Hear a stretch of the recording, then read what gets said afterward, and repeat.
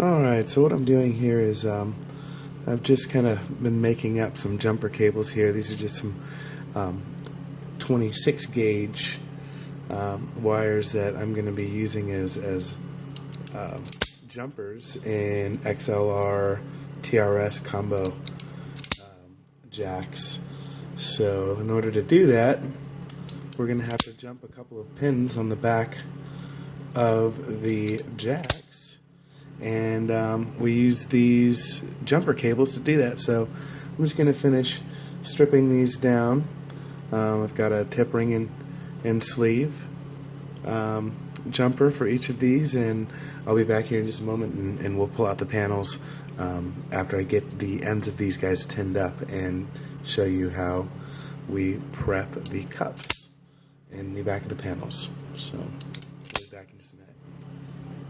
Here's the other side of our combo jack here, and you know we've tinned all of our cups, and I've already finished up the first 4 on this row. But I just want to give you an idea of what we're doing here. I'm taking my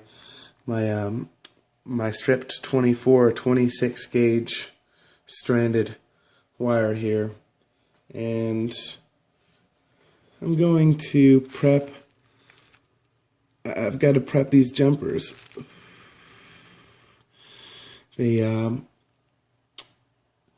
TRS combo jack has to be jumped from the rear. I know that sounds bad, but in order for the TRS side of the combo jack to connect to, oh sorry, I'm working on the wrong one here. In order for it to connect to the XLR side, come on, there we go. We've got to jump these cables over. So as you'll see on the back of this combo connector, there's 6 terminals plus a chassis ground down here on the bottom. We're not going to use that in this application, but we've got to jump the 1/4 inch side over to the XLR side. So the plan is to tin the other side of these jumpers that I'm putting on here right now. Once I get that solder nice and liquid, and I get the wire in place, I just blow it and it sets right into place.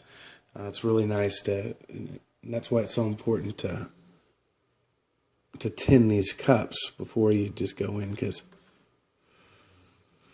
otherwise you'd need our third hand in here to hold the wire and then be able to hold the solder and the soldering iron, and it's just a pain in the butt. If you just kind of work this in stages and take your time with it, it's really not that bad. So anyways, what I'm going to do here is I'm going to just kind of straighten out these ends, make sure that there's no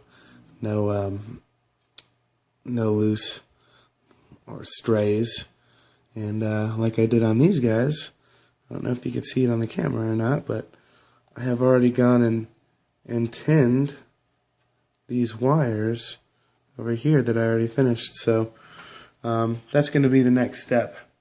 I'm just going to go in here and, just like before, make sure I have a little bit of solder on the tip there and get these guys nice and tinned up.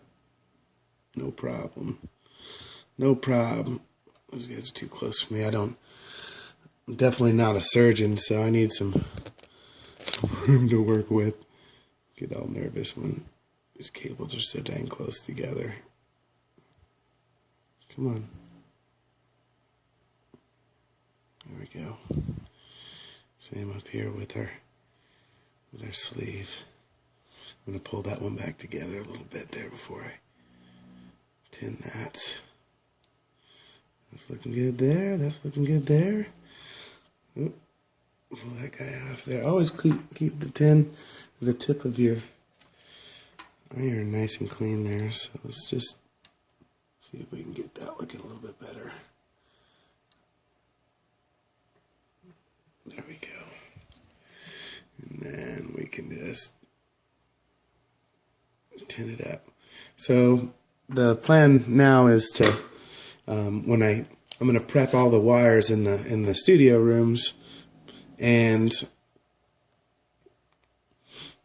I'll get those all tinned, and I'm going to solder the ends of the XLR cables that are run to the rooms,